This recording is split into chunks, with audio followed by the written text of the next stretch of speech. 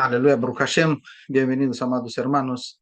Estamos en la cuarta clase sobre el Islam y vamos a seguir hoy hablando y viendo de por qué el Islam juega un papel muy importante en la historia, como también lo juega el pueblo de Israel. Así como hemos dicho, muchas veces hasta ahora toda la historia se rige en este conflicto que hubo desde siempre entre Esaú y Jacob, Israel, ¿no? Entre Edom y Israel.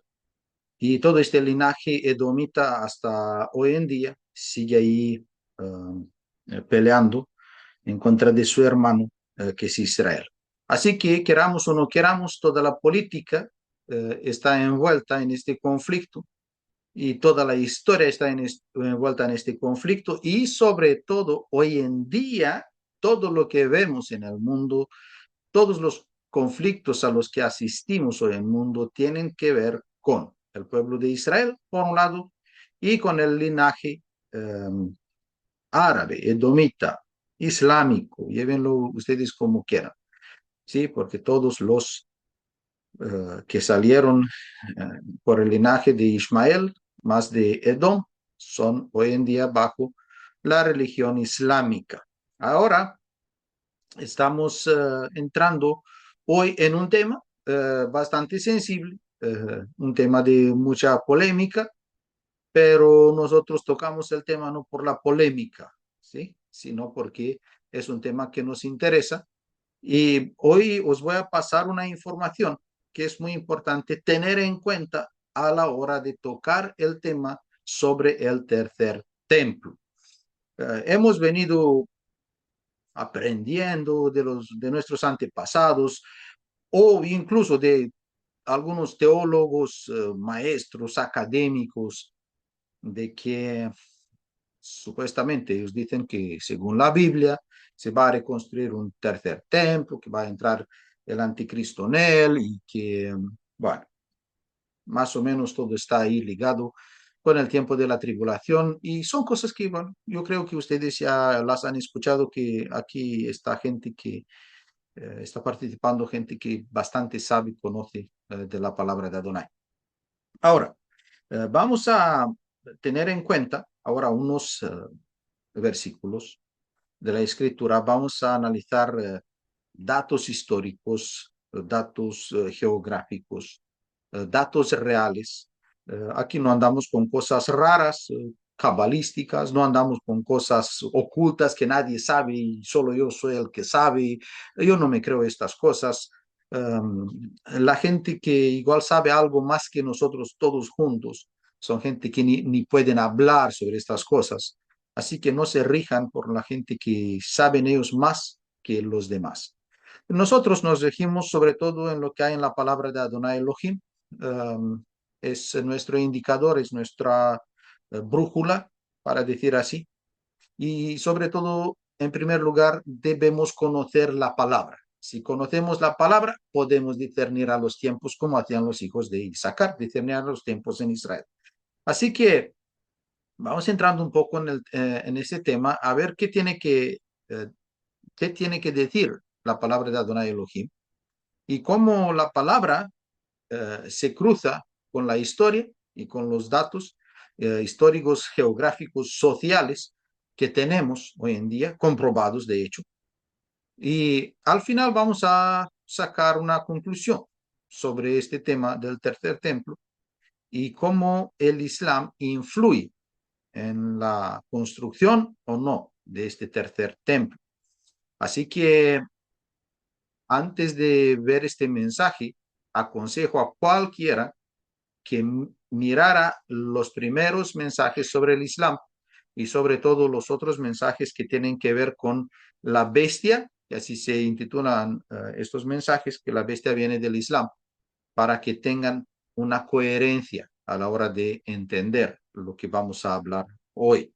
Recuerden que mis estudios siempre van estructurados y no van a estar siempre todos hechos en una sola clase, porque sería demasiada información para uno. Así que vamos por partes y no se pierdan ninguna de estas partes, porque todas tienen mucha importancia a la hora de estudiar un tema. Este tema sobre el Islam urge, y sobre todo porque no hay mucha educación, no hay, en las iglesias no hay gente que toque el tema, ni saben. Si no saben, tampoco van a hablar. Lógico. Así que antes de criticar a la gente, antes de juzgarles de que no saben, ofrecemos esta clase, este tipo de clases sobre el Islam, este tipo de información, y ustedes tienen como deber de compartirla con quien sea. Si aunque no esté interesado, fuercen a los hermanos, fuercen a las iglesias, a los pastores, a quien sea, a que se informen sobre el peligro del Islam y que despierten, porque no hay otro enemigo en contra de los judíos y en contra de los que creen en el Mesías el judío, sino que ni el gobierno, ni la política, ni la economía, ni la OMS, ni nadie es el enemigo de nuestra fe, sino que el espíritu del anticristo, de antimashiach, que opera a través de los musulmanes. En primer lugar, yo quiero que pasemos por unos elementos y vamos a analizar unos elementos que faltan para la construcción de un tercer templo. Luego vamos a ver de por qué sí o de por qué no, pero es muy importante sobre todo empezar por la palabra.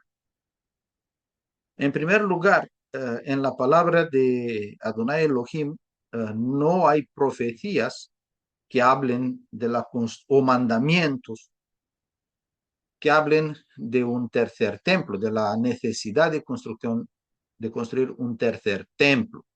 Porque nosotros sabemos, según Amos 3,7, que dice que no hará nada nuestro Elohim, el Adonai, sin revelar su secreto a sus siervos los profetas. Es decir, todo lo que nosotros deberíamos saber, toda la información que nosotros debemos saber y el Eterno en su sabiduría ha decidido que nosotros debemos saber, está revelada a través de su palabra, a través de sus profetas. ¿Por qué hablamos de los profetas aquí? Porque hablamos de los tiempos futuros. Ahora, para nosotros los profetas, porque estamos en el año 2026, son mensajes que también han pasado, pero los mensajes que han pasado están bien correlados con los mensajes que están por venir, con los eventos que están por venir. Entonces, aquí dice la palabra que todo lo que nosotros debemos saber, Él lo ha revelado a sus siervos los profetas. Es decir, cualquier cosa que pase más allá de lo que han dicho los profetas. ¿Por qué digo eso? Porque, ¿qué significa que pase más allá?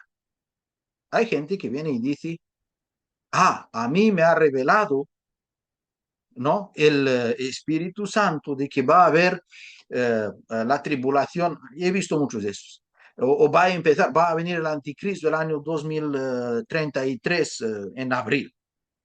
Va a venir el fin del mundo, no sé. Y empieza la gente. He visto, me ha enseñado a mí, el espíritu me ha enseñado a Rusia como estaba ahí peleando como el caballo rojo.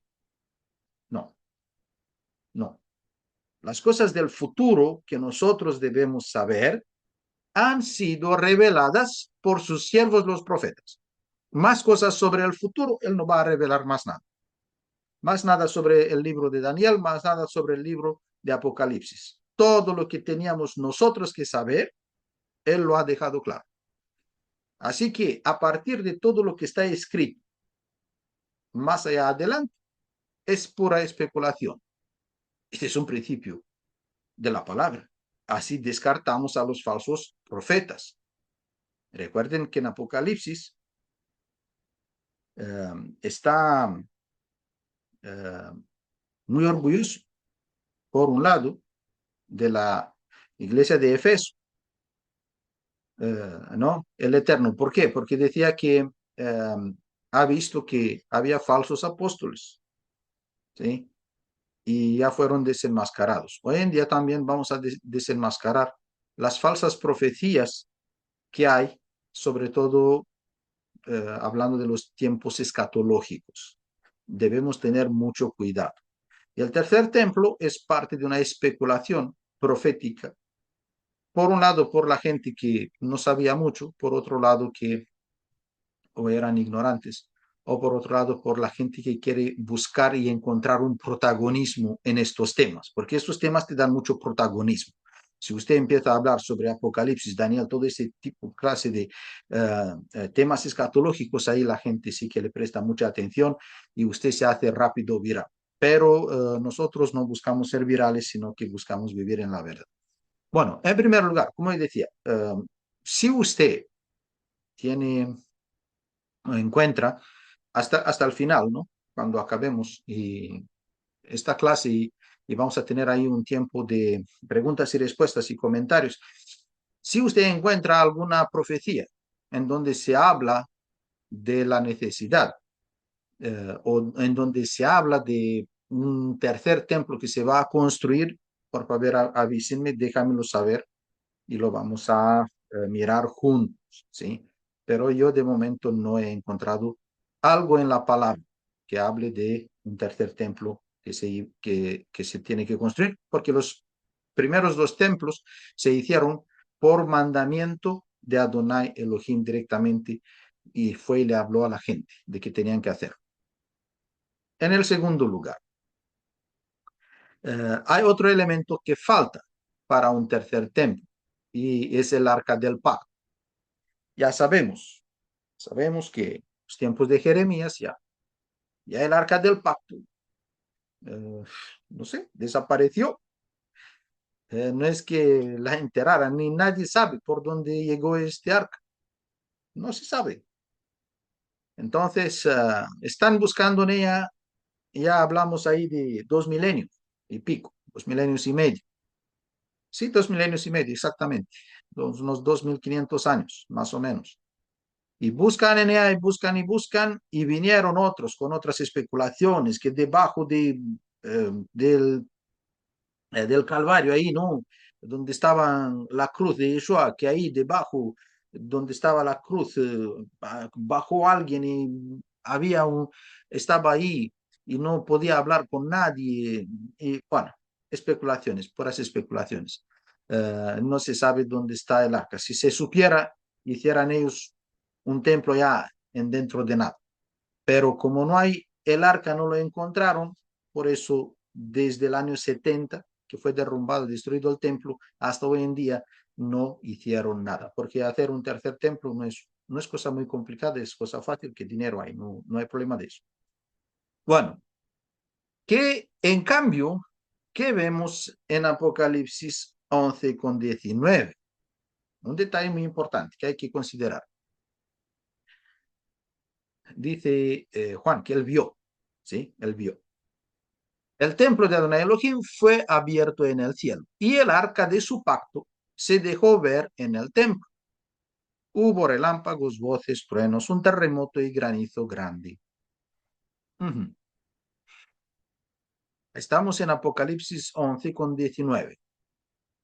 ¿Por qué dice Juan que el templo de Elohim fue abierto en el cielo y el arca de su pacto se dejó ver? Buena pregunta. Se dejó ver. ¿Por qué se dejó ver? Porque la estaban buscando. Juan era un judío y como cualquier judío estaban lo mismo, buscando el arca. Y dice él, y el arca de su pacto se dejó ver, ¿vale? Se dejó ver para que sepa todo el mundo dónde está el arca de su pacto. Así que los que están buscando el arca se vayan tranquilizando y los que quieren construir un tercer templo tienen que considerar que sin el arca no lo van a poder hacer, ¿sí? Fue una excepción el templo, el segundo templo, ¿sí? Uh, así que no se emocionen mucho. Vamos más allá. Vamos a suponer que se va a reconstruir un tercer templo, así sin el arca, como el segundo. Vamos a suponer, al no ser que sea, ¿sí? Pero tenemos un gran problema, tanto nosotros como los judíos que lo tienen desde hace 2 milenios. ¿Cuál es el linaje del sumo sacerdote? Porque hasta Yeshua ya había templo, ya existían los archivos ahí de los linajes del sumo sacerdote. Ya se sabía que era fácil. Se moría un sacerdote, venía otro, se moría otro, venía otro. No había fallo en eso, aunque en el siglo I había mucha corrupción, hasta antes de la venida de Yeshua, ya se ha perdido el linaje del sumo sacerdote, porque había tanta corrupción. Ustedes si leen la literatura judía, van a ver que había tanta corrupción que hasta que pagaban dinero para ser sumos sacerdotes, y por eso cada año de Yom Kippur se morían porque entraban en el lugar santísimo y por culpa de la corrupción no estaban perdonados, ¿sí? Antes de la venida de Yeshua se murieron unos cuantos en cada Yom Kippur por culpa de la corrupción. Y otra cosa, hasta en los tiempos de Yeshua, ellos operaban con dos sumos sacerdotes. Uno era Ana, otro era Cayafa. ¿Sí? Cosa que por la Torah no era correcta. No era correcta. Pero ellos como se dividieron en dos casas, ya saben ustedes desde los tiempos de Jeroboam, ellos se andaban con cada uno con su sacerdote, cosa que no estaba correcta delante del Eterno y no estaba permitida según la Torah. Según la Torah solamente podía haber un sumo sacerdote. Ahora, llegando a nuestro tiempo, suponemos de que se va a construir un tercer templo. ¿Quién va a ser el sumo sacerdote? ¿Cómo van a identificar al sumo sacerdote? Porque ya en el primer lugar, tenemos que considerar que cuando se destruyó el templo, ahí todo ardió, ya se sabe eso. Ya ardieron todos los archivos. Es decir, desde aquel punto ya no hubo más archivos. Ya no se han escrito más archivos. Porque uno puede decir, sí, mira, yo ahora soy sumo sacerdote, sí, pero como derrumbaron el templo, no ejercían.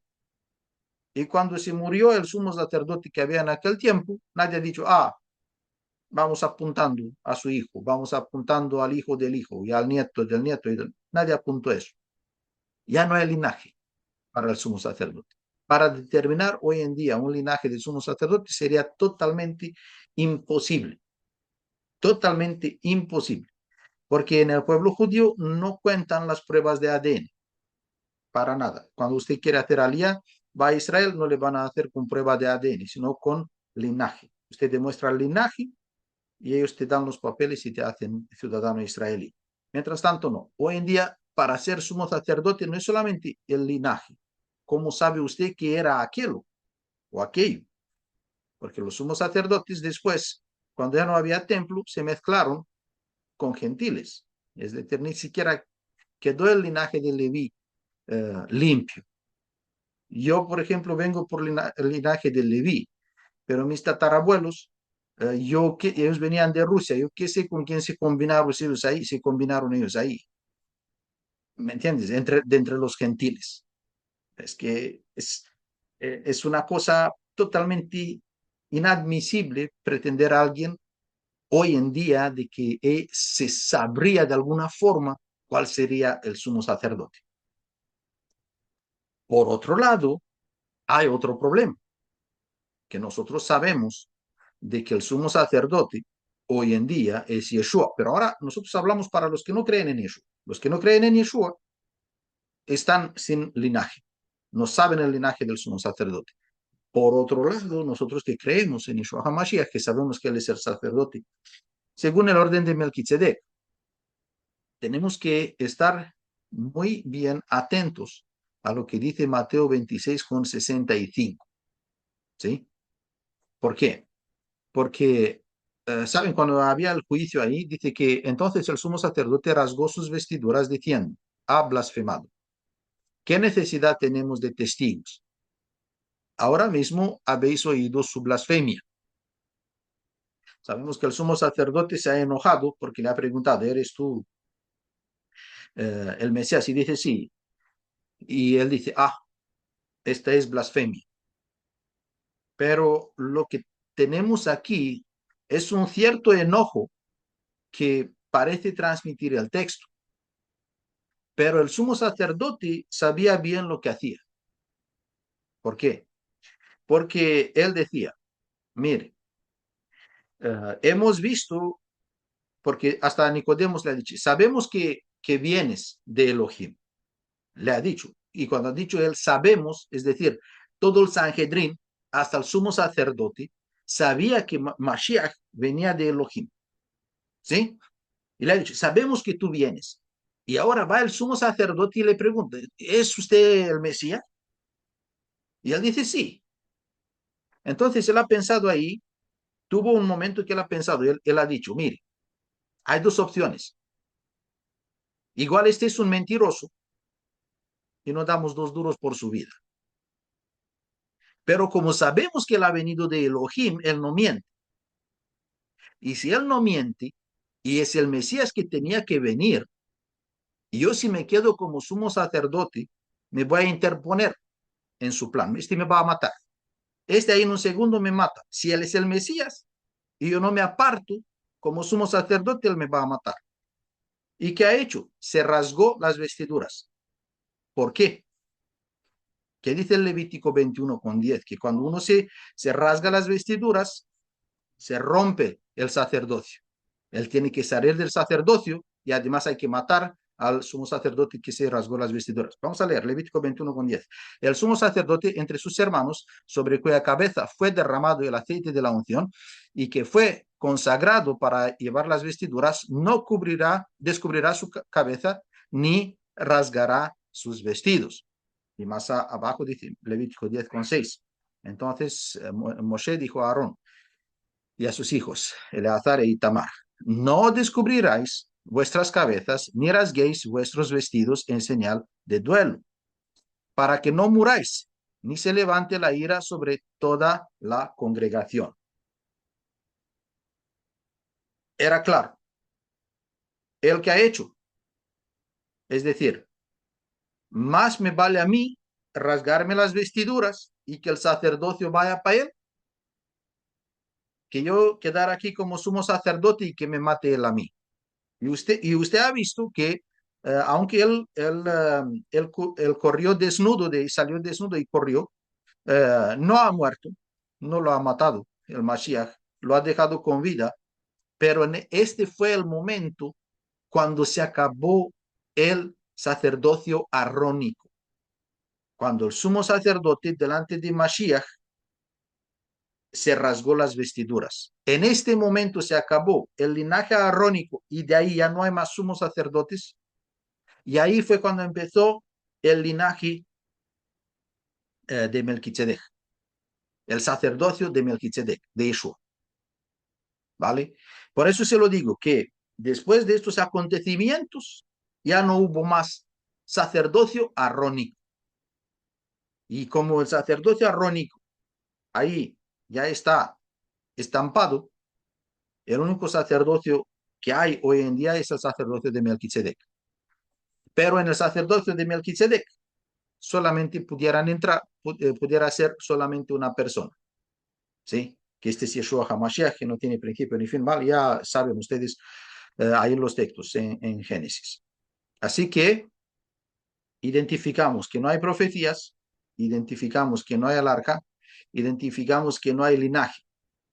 Es decir, los que piensan o tienen argumentos de que se va a construir un tercer templo, están obligados a darnos estos 3 elementos, porque sin estos 3 elementos no se puede poner por obra, según la Torah, ¿vale? Según la Torah, no puede funcionar un templo, ¿vale? No puede funcionar según la Torah.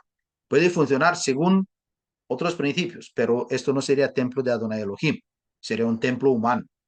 Esta es otra cosa.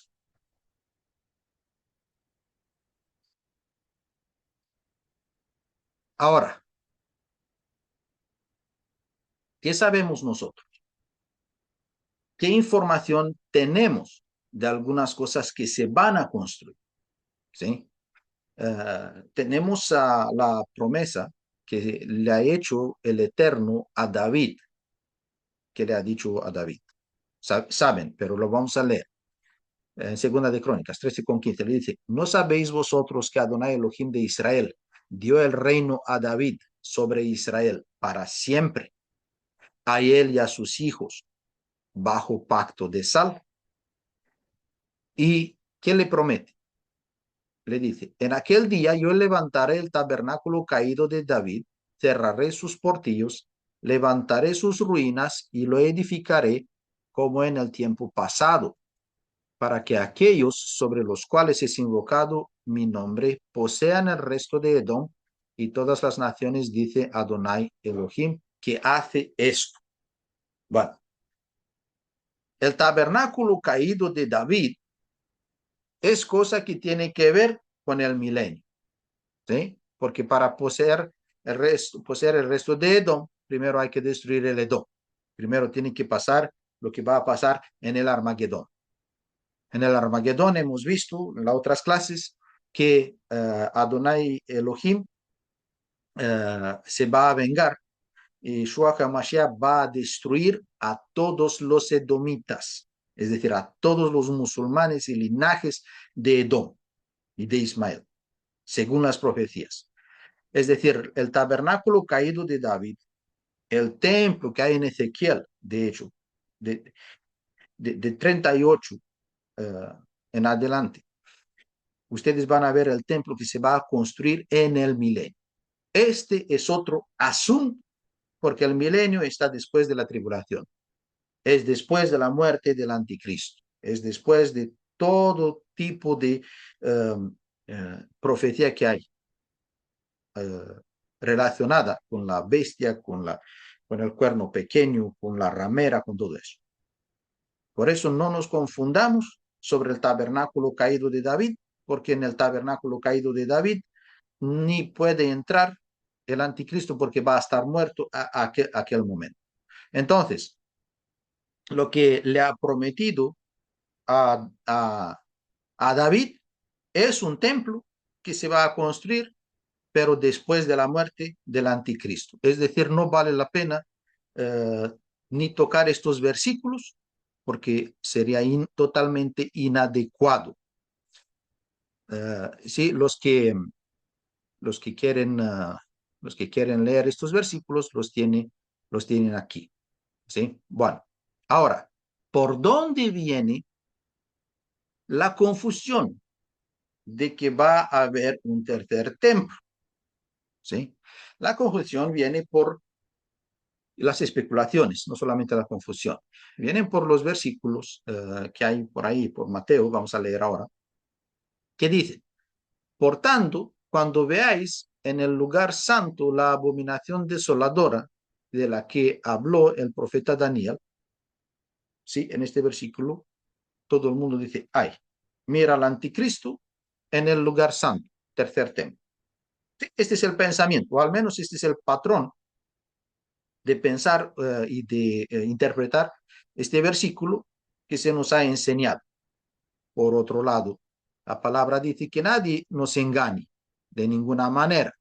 Y dice, pues no vendrá el anticristo sin que venga antes la apostasía y se manifieste el hombre del pecado, el hijo de perdición, el cual se opone y se levanta contra todo lo que se llama Elohim o es objeto de culto, tanto que se sienta en el templo, ¿sí? De Elohim como Elohim haciéndose pasar por Elohim. Y va uno a leer estos versículos de Tesalonicenses y dice, ¿ves? El anticristo se va a sentar, porque así lo pone aquí, que se sienta en el templo. Y se va a sentar en el templo, conclusión lógica, hay un tercer templo. Y a partir de estos versículos, sacados ahí del contexto, se han escrito, no sé, toneladas de libros, se han gastado toneladas de tintas para demostrar de que va a haber un tercer templo y va a entrar en él el anticristo, porque así lo pone ahí. Hasta cuando yo estaba viviendo en Houston, cuando nos mudamos a Houston en el 2023, recuerdo que me decían, ay, pastor, de aquí de Houston han enviado 5 vacas rojas a Israel. Y vinieron los rabinos, analizaron todos los pelos de la vaca. No había ningún pelo de otro color, ni un solo pelo de otro color, todo rojo, rojo, rojo, rojo. Digo, bien, ¿y qué quiere decir eso? ¿Qué usted me quiere decir de que qué tiene que ver la vaca roja y con la construcción del tercer templo? Si usted me dice que tiene que ver, igual tendrá algo que ver. Pero, ¿cuál es la noticia tan interesante? Y hay gente que todavía sigue, van a Israel, van a estas vacas, quitan fotos con ellas y mira la vaca perfectamente roja y tal. No sé qué tendrá que ver con la palabra, con la Torah, no sé qué tendrá que ver, pero la gente le hace caso y hermano, están ahí para construir el tercer templo. Ahora, vamos a clarificar uh, estos versículos, porque los que hacen conmigo desde hace mucho tiempo clases en el instituto, ellos ya saben que en el proceso exegético, el primer paso es uno solo por sí mismo conseguirse la traducción, no por las traducciones. Es decir, por el manuscrito, ni siquiera por los interlineares que hay en Internet. Uno solo por sí mismo va a los manuscritos que son públicos. Bueno, son públicos, pero les va a costar un dinero para conseguir esta información. Necesita unos programas que valen ahí unos $1,500, $2,000.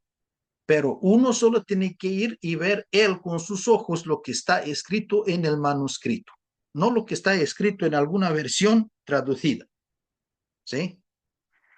Yo no ni les puedo decir que alguna versión estaría bien traducida. No es porque uno no quiera, es porque no pueda. Nadie puede traducir ni del hebreo ni del griego. Olvídense, hermanos, de estas fantasías de que esta Biblia está traducida del hebreo, está traducida del griego, está traducida de lo mejor de lo mejor. No existe, no se puede. Cualquier académico te lo va a decir, porque no hay equivalentes en la gramática, en la morfología, en el sintaxis de las palabras y de las oraciones. No hay equivalente en ningún otro idioma para traducir y usted entender lo que había en griego, en hebreo. Usted necesitaría explicaciones de cómo quedaría el versículo, cosa que es imposible, nadie te la da. Entonces, en el proceso exegético, uno tiene que ir por sí mismo, llevar palabra por palabra del manuscrito, y cuidado que hay varios manuscritos que no coinciden entre ellos. Por eso uno tiene que estudiar lo que es la crítica textual, que es otra ciencia académica, sin la cual uno no puede emitir una doctrina. Es decir, cualquier doctrina, enseñanza emitida sin exégesis, sin crítica textual es falsa, ¿sí? Y va ahí, lleva palabra por palabra, traduce solo por sí mismo con las herramientas que hay. Hoy en día hay diccionarios y gramáticas y todo. Y después empieza el proceso de interpretación. Si usted va a los manuscritos, usted va a ver que ahí donde pone la palabra templo, ahí aparece la palabra naos, aparece la palabra santuario, no aparece la palabra templo. Es una cosa muy diferente. El santuario era el lugar santísimo, como aparece más como lo dice de hecho en el versículo del Mateo 24:15 que leemos antes. ¿Sí? Ahí pone el lugar santo, pero a la misma palabra le dicen tesalonicenses, dice templo. No, no en el templo, sino que en el santuario. Es una cosa muy diferente, que lo cambia todo. ¿Sí? Y usted diría, pues claro, si entra en el santuario es que va a haber un templo. Sí, vamos a ver ahora si hay un templo o no hay un templo. Porque puede existir santuario sin que existiera un templo.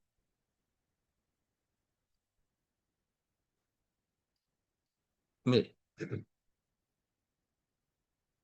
donde estaba el templo, hoy en día está el Domo de la Roca más la mezquita, Al-Aqsa. Esto ya se sabe, es decir, esto no es que sea una información nueva, es información normal, ¿no? Normal y corriente.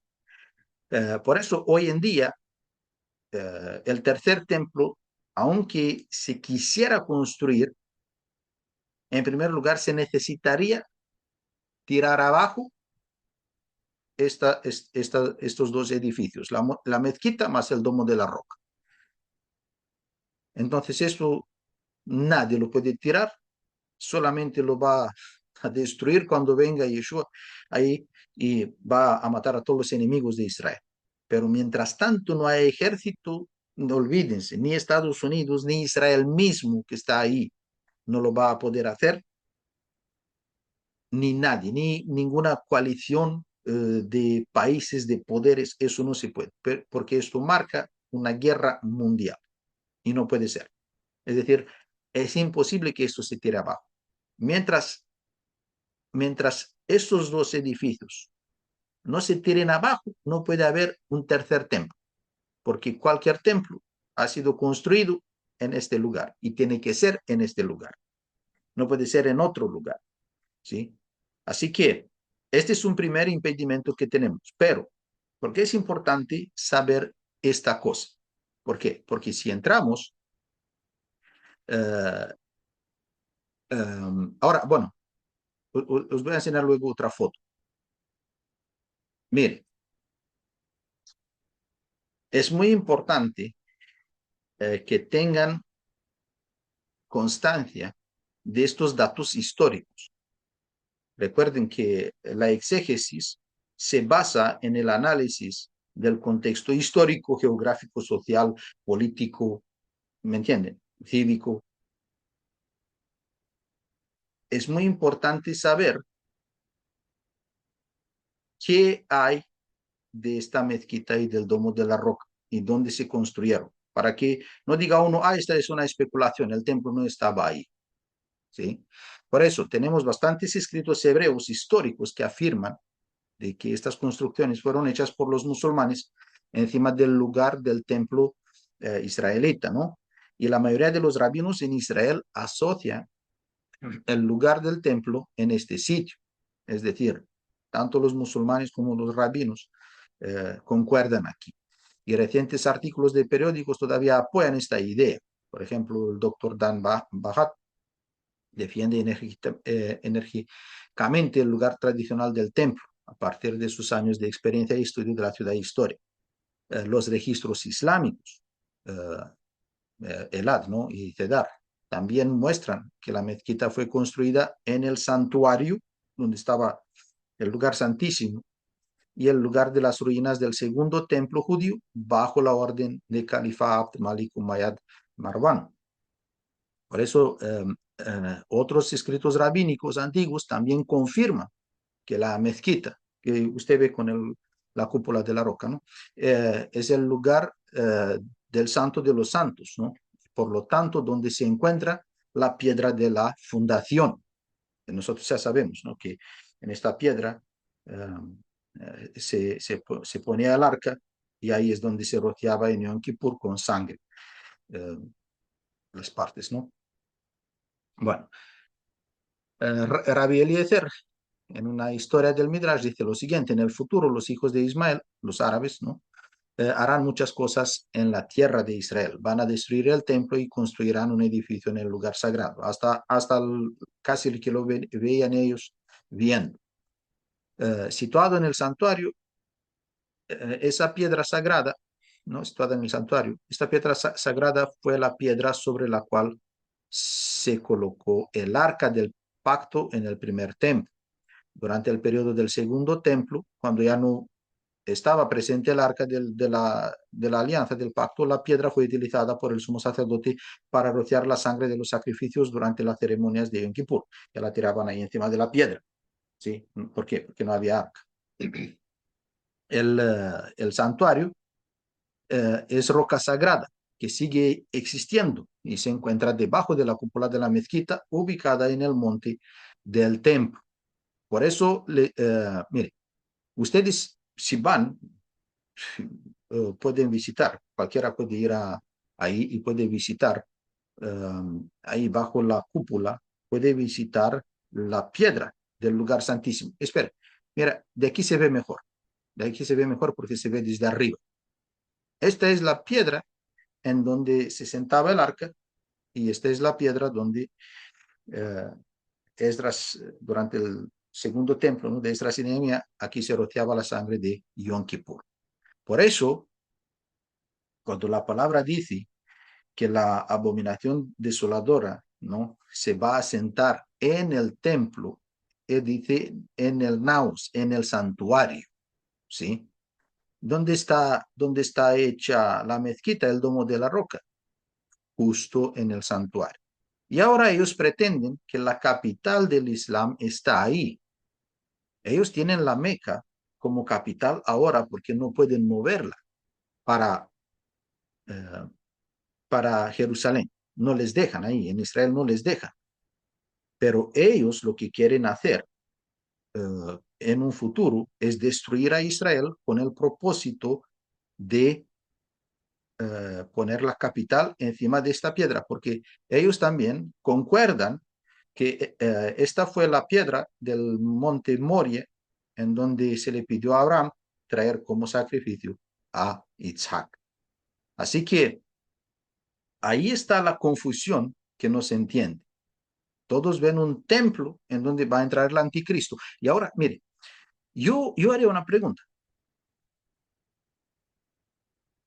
Hasta el sumo sacerdote, imagínese usted, hasta el sumo sacerdote podía entrar una vez al año. No podía entrar así al azar, porque se iba a morir. Usted piensa que entra en el lugar santísimo, uno como el anticristo, se sienta ahí, eh, eh, se toma un cigarrillo y se queda ahí 3 años y medio, burlándose de Elohim. ¿Usted piensa que puede existir eso? Sería lógico. Si hasta el sumo sacerdote, que él tenía que traer sacrificio para sí mismo, tenía que así santificarse antes de entrar ahí. Él tenía que andar con cuidado. ¿Qué lógica tendría que viniera ahí como comiendo pipas, entrando en el lugar santísimo, sentándose ahí 3 años y medio, pasándose por el ojito y seguir con vida el anticristo? ¿En serio? ¿En serio? No, ellos fueron capaces de levantar el domo de la roca porque ya no había templo, se había caído. Por eso construyeron por encima de esta roca lo de ellos. Pero si fuera un templo, nadie entraría ahí y quedar vivo en el lugar santísimo. Porque Naso significa este santuario del lugar santísimo, no otra parte del templo. Hasta a mí se me hace raro la gente que estudia tanto el templo y no entiende estas cosas. Pero bueno, así que la abominación desoladora que hemos visto en las clases pasadas, que era el Islam, se ha sentado en el santuario. Sí que se ha sentado, está sentada, ahí está sentada. ¿Se puede construir algo encima? No. ¿Se puede levantar el tabernáculo caído de David? No. No, porque está el domo de la roca. Por eso, el domo de la roca, mientras esta mezquita, mientras no la tiren abajo, no se puede hacer nada encima de ella. Por eso, no puede empezar el milenio, no puede ser restaurado Israel, no puede empezar las profecías que hay sobre el milenio y sobre la restauración del tabernáculo caído de David, no pueden empezar mientras no se tire todo esto abajo, porque no se va a hacer en otro lugar el tabernáculo caído de David, sino que ahí mismo, ahí tiene que ser. Este es el lugar. Y los musulmanes dicen, no, este es nuestro, porque Abraham es nuestro padre y esta es nuestra herencia. Ellos dicen, Jerusalén es nuestra herencia. Este monte es el monte de Abraham, es nuestra herencia. Y todo el mundo clama por esta herencia. Los conflictos en el mundo son por ponle usted qué superficie tendría eso. Vamos a ver. Por esa palma de terreno que hay ahí. Cosa que unos miles de metros cuadrados. Todo el conflicto a nivel internacional es por esta zona de aquí. ¿Por qué? Porque este es un lugar sagrado, que es por parte de Adonai Elohim, que lo invadieron los musulmanes. ¿Vale? Entonces, de ahí viene esta confusión de que el anticristo se va a sentar en un templo y este va a tener que ser el tercero. Pero como yo he dicho, si se fijarían un poco en los textos que están escritos, vieran que si ahí se trataría del lugar santísimo, que es esta piedra que todavía quedó, ¿sí? Bueno, este es el domo de la roca. Y fíjense ustedes, uh, por eso dice la palabra que la, el hombre de la iniquidad se va a sentar ahí. ¿Por qué? Porque fíjense los mensajes que están escritos, ¿sí? En este edificio. Uno de ellos, que no, esto sería complicadísimo, ¿no? Traducir todo, ¿no? Pero ponen ahí, oh cristianos, Isa, como dicen ellos a Yeshua, ¿no? Isa, hijo de María, era solo un mensajero. Alá es demasiado glorioso para tener un hijo. Esta es blasfemia para ellos, es blasfemia. Decir que Yeshua es el hijo de Elohim es blasfemia, porque ellos dicen que Elohim no ha tenido esposa para tener hijo. Entonces, y él es Dios, no necesita esposa, es blasfemia decir eso. Y dice, no hay otro Dios que Alá y Mahoma es su mensajero. Esta es la más grande blasfemia que está colocada encima de la piedra del lugar santísimo. ¿Sí? Ustedes pueden ver todos los mensajes que hay alrededor para que se den cuenta un poco de la dimensión de esta blasfemia. Por otro lado, hermanos, muy importante, no sé si ustedes han escuchado alguna vez hablando sobre Daniel 11 de 38 a 39. Hay una profecía que habla de los musulmanes y del Dios de ellos. Daniel 11, 38 a 39 dice así, pero honrará en su lugar al Dios de las fortalezas. Y así aparece en arameo, Eloah Mauzim. Dice que es un Dios que sus padres no conocieron. Lo honrará con oro y plata, con piedras preciosas y cosas de gran precio. Con un Dios ajeno se hará de las fortalezas más inexpugnables, colmará de honores a los que lo reconozcan, los hará gobernar sobre muchos y repartirá tierras como recompensa. ¿Qué significa? ¿Qué significa Mauzim? ¿Sí? ¿Qué significa? Porque dice, así dice, Dios, el Dios de las fortalezas. Habla de un Dios, ¿sí? De las fortalezas, que dice que sus padres no conocieron, nadie lo conoció. No, porque, como hemos dicho, entre Daniel y la llegada de los musulmanes hay 600, hay casi hay un siglo, ¿sí? O más, un milenio, perdón, hay un milenio, hay 1000 años de diferencia, ¿sí? ¿Qué significa Mauzim? En árabe significa minaretes, es decir, Daniel habla de un Dios, ¿no? De las minaretes. Hasta Erdogan, el primer ministro de Turquía, declaró en el 1998 que las mezquitas son nuestros carteles, las cúpulas nuestros cascos y los minaretes son nuestras espadas, ¿sí? Estas son minaretes, ¿sí? Estas son minaretes.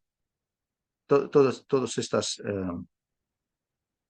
pues estos pilares que ustedes ven, estos son los minaretes, ¿sí? Y fíjense que Daniel habla exactamente pero específico, sin especulación. Habla de un Dios, Eloah, Mauzim, de los minaretes. Dios de los minaretes. Nos dice más claro que nunca que se trata del Dios de los musulmanes, que estará ahí.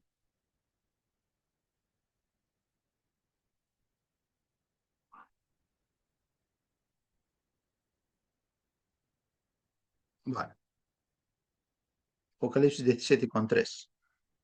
Otro versículo muy importante para analizar en griego. Dice, me llevó el espíritu al desierto y vi a una mujer sentada sobre una bestia escarlata llena de nombres de blasfemia que tenía 7 cabezas y 10 cuernos.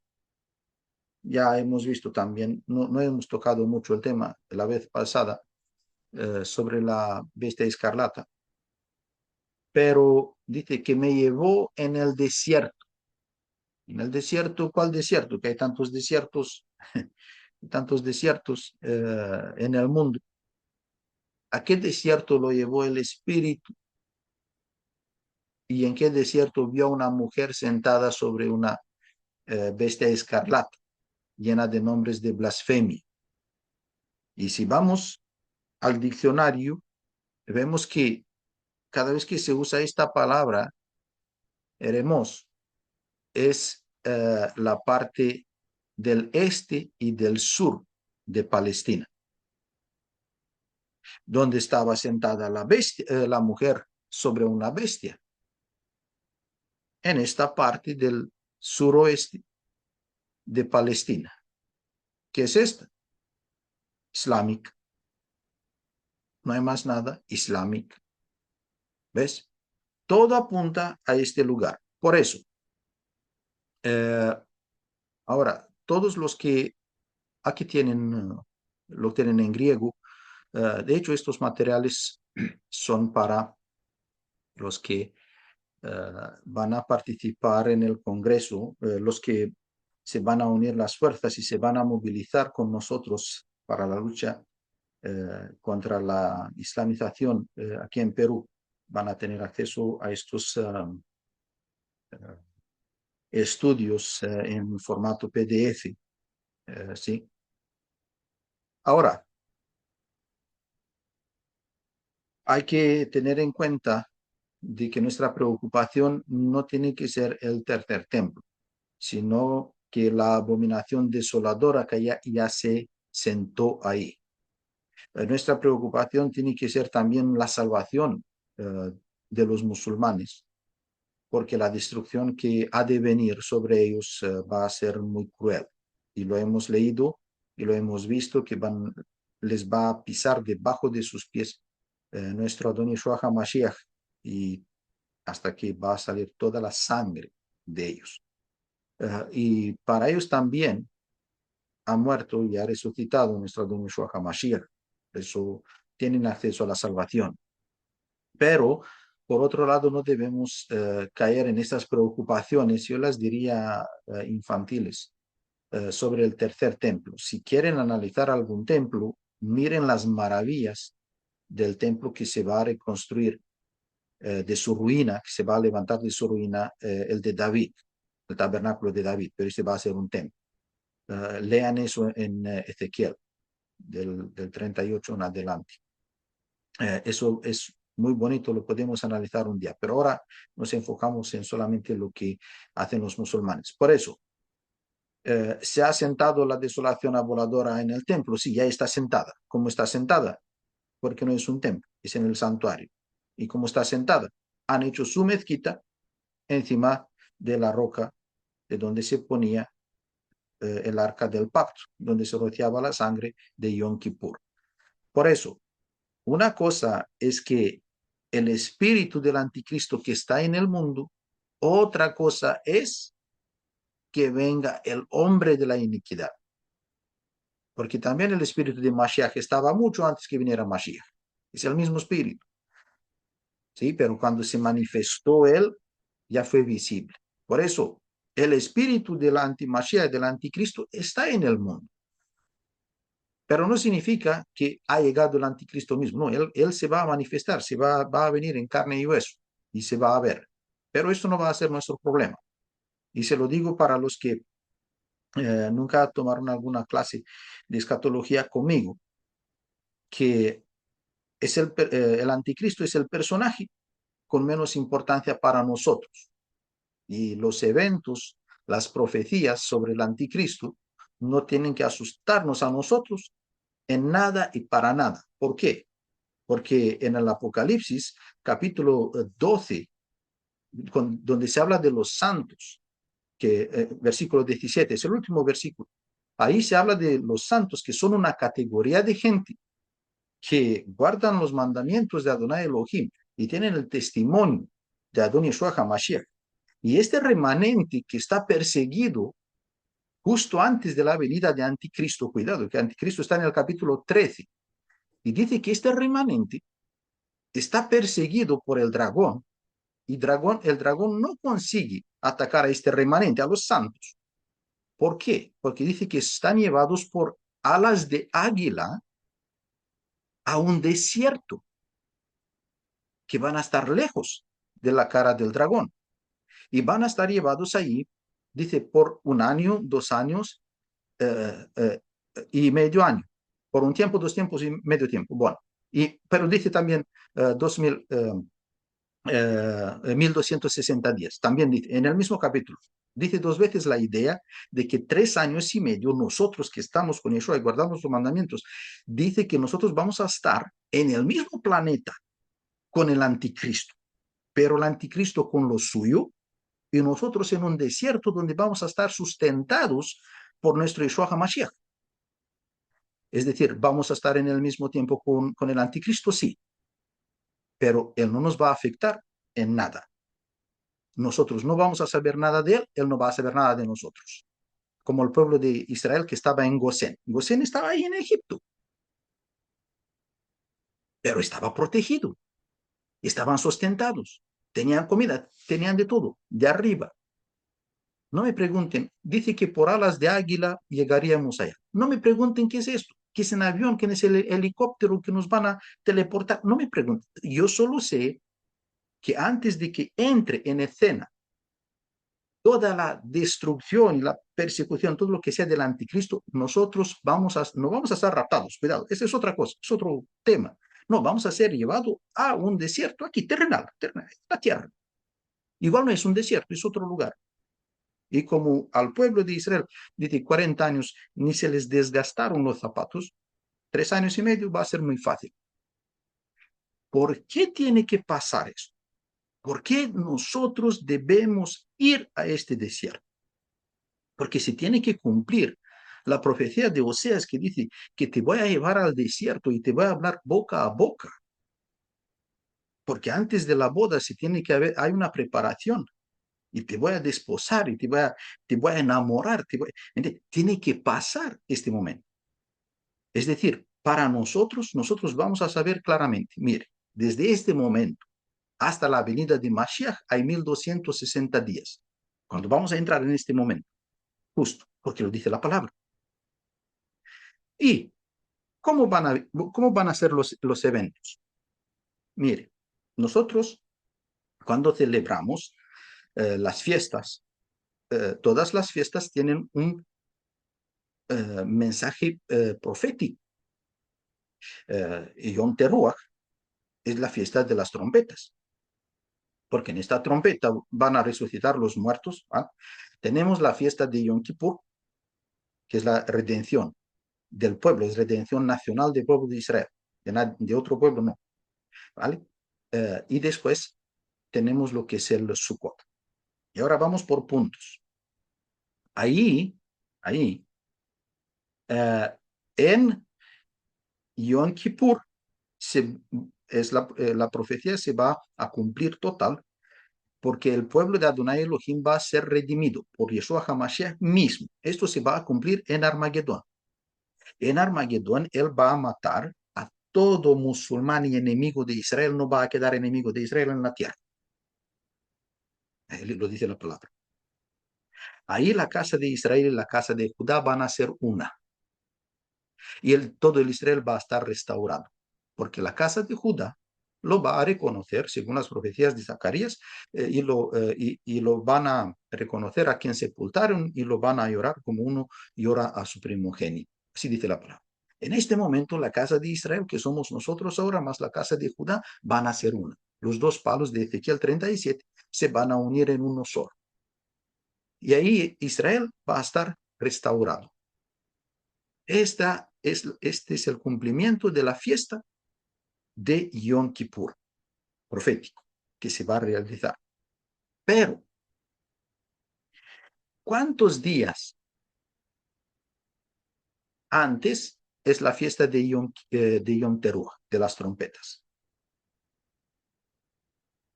Porque es muy importante este detalle, porque nosotros vamos a estar en la tierra 1260 días, lejos de cualquier asunto anticrístico. Y cuando digo esto, dejen de investigar cuál es la marca, que si hay un chip, que si hay no sé qué. Dejen de investigar cualquier cosa sobre el anticristo, que no es vuestro asunto, amados. No es vuestro asunto de los que guardan los mandamientos y tienen el testimonio y la fe de ellos. No es vuestro asunto nada del anticristo, porque ustedes van a estar totalmente apartados de toda esta destrucción masiva que va a haber ahí. Pero hay este punto de Yom Teruah, que son 10 días de Yom Kippur, 10 días antes de Armagedón. Así son las fiestas. Supuestamente cada uno que conoce la palabra, el primer día del séptimo mes es Yom Teruah. El 10º día del séptimo mes es Yom Kippur. Y hemos visto que Yom Kippur es el Armagedón. Pero 10 días antes, desde este desierto, nosotros vamos a ser llevados a la nube, dice palabra. Y esto lo vemos en Apocalipsis también, donde los santos están en la nube y en el templo que hay en el cielo dice que se cubre, pero no en el cielo, que va a estar en esta nube. Atmósfera en griego es ahí 1 kilómetro 2 por encima de la tierra, nada más. Ahí van a resucitar los muertos y tal. Y los otros, los que vamos a ir todos ahí. Y todo esto se va a cubrir de humo. ¿Por qué? Porque van a haber las plagas, van a ser 7 plagas. En estos 10 días van a ser 7 plagas sobre toda la tierra. Por eso nos tiene que llevar a nosotros, elevar de esta tierra, porque va a ser un desastre a nivel mundial. Que nosotros, ahí Él no nos va a proteger. Por eso nos lleva ahí. No al cielo, no al cielo. Otra vez se lo digo. En Tesalonicenses dice atmósfera. Vamos a ser llevados a la atmósfera. La atmósfera está aquí. No está fuera de la esfera, de estratosfera, exosfera y estas cosas. No al vidrio tampoco. Entonces, ahí vamos a estar solamente 10 días. Y después, cuando destruye al anticristo y a sus seguidores, ahí es cuando Israel está restaurado y todos con Yeshua, porque dice que Yeshua baja con sus santos, con nosotros. Ahí baja. Ahí se puede entrar en el milenio, ¿vale? Y en el milenio es donde se va a construir físicamente el tabernáculo caído de David. Los hijos de Tzadok van a ser sacerdotes. ¿Por qué? Porque van a resucitar. Lógico, ¿no? David va a ser el rey, el gobernador ahí. Vamos a ver a Adán, vamos a echarle la bronca a Eva por las tonterías y vamos a ver a Daniel, a todos, ¿no? Va a ser tremendo. Esta va a ser un poco la secuencia de los eventos y por eso nosotros no debemos enfocarnos en el anticristo, porque Apocalipsis es un libro que es la revelación de Yeshua HaMashiach, dice en el versículo 1 del capítulo 1. No es la revelación del anticristo, ¿vale? Y nosotros no fuimos predestinados a la ira, dice la palabra. Así que es importante saber muy bien qué pasa con nosotros, qué va a pasar con nosotros. Porque Pablo dice que tenemos que alentarnos con estas cosas, no asustarnos unos a los otros. No dice que nos asustemos con estas cosas en 1 de Tesalonicenses 4:17. Así que vamos a confiar en el Eterno. Y si vamos a tener que pasar por alguna persecución antes de que venga Anticristo, esto no tiene nada que ver con el Anticristo en sí. Es decir, a nosotros nunca nos va a tocar el anticristo para nada, porque nosotros somos su novia y cualquier persona normal, normal de la cabeza, y sabemos que nuestro creador del universo está bien de neuronas, antes de la boda no deja a su esposa en la mano del enemigo para que le pegue, para que la sufra y después que tenga un matrimonio feliz. No, nadie hace eso. No, nadie hace eso. Antes de la boda es cuando más la cuida, más la... ¿Me entienden? Así que tiene que cumplirse la profecía de Oseas. Y nosotros debemos estar en este desierto antes de que venga Yeshua, porque Él nos quiere enamorar ahí. Quiere hablar con nosotros boca a boca. Y lo que haga el anticristo no es nuestro asunto. Así que no se asusten de nada lo que pase en el mundo, que cuando entre en el escena el anticristo, usted ya no está en la ubicación en donde vive ahora. Si usted vive en Lima, ya no va a estar ahí. Antes de que entre en escena el anticristo, usted va a ser llevado por alas de águila. Yo creo la profecía, así me lo dice. Apocalipsis 12, lean eso. Nadie predica de Apocalipsis 12, pero está más fácil, no debe saber mucho griego y hebreo. Vamos a ser llevados por alas de águila. Y después viene el anticristo, el capítulo 13, hace las cosas de él. Y uno me diría, pero mira que hay gente que cree, claro, cree, pero esta gente que cree durante estos 3 años y medio y no fueron con nosotros al desierto, ellos van a tener que sufrir, yo lo siento por ellos, es cosa de ellos. Por eso hay que predicar ahora a la gente que se pongan las pilas.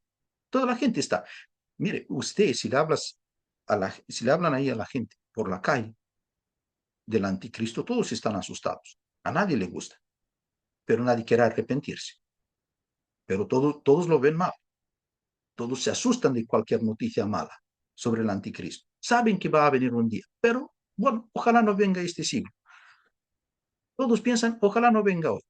No quieren arrepentirse, cuando es más fácil arrepentirte y estar tranquilo. Ahora, si nosotros llegamos a tener una fe y sabemos quién es nuestro Rey de Reyes y Señor de los Señores, ¿por qué estamos asustados, hermano? ¿Por qué estamos tan preocupados? ¡Wow! Otra vez los musulmanes atacan a Israel. ¡Wow! No sé qué han hecho en Irán. ¡Wow! No, pero no es nuestro asunto. Nosotros debemos discernir los tiempos. ¿Con qué propósito? No para asustarnos, sino que para servir al reino, expandir al reino, darnos prisa, no invertir en lo nuestro, invertir en lo mundano. Tienes una casa, vamos a comprar 3. Y un terreno en México y un terreno en Perú y comprar, y no salimos. Y sí, como que vamos a llevar algo. Esto va a arder, hermanos, va a arder todo. Hay que ganar las almas. Este es mi propósito. Yo nunca asusto a la gente. Yo le digo la realidad como es, pero detrás de esta realidad, muy cruel, muy dura, a nosotros se nos ha dicho que ustedes son más que vencedores por aquel que os salvó. ¿En quién? En Yeshua HaMashiach. Así que yo os invito a cada uno de ustedes que se movilicen para que el mundo llegue al arrepentimiento, que conozca el mensaje de Yeshua. Y hay que decirles al mundo lo que les espera para que sepan. Igual alguno de ellos va a vivir estos tiempos del anticristo, ¿qué sabemos nosotros? Que sepa lo que le espera y que sepa también la otra parte de la historia, que es la más tremenda, de que hay salvación de este mundo y de este castigo que va a venir sobre el mundo, porque el mundo tiene que estar castigado, me parece normal. Pero vamos a predicarles a ellos que no sean castigados con el mundo cuando se den estas cosas, sino que vivan la vida de vencedor, la vida de amor, protección y consolación que hay en nuestro Don Yeshua HaMashiach. Que el Eterno les bendiga a cada uno. Shalom.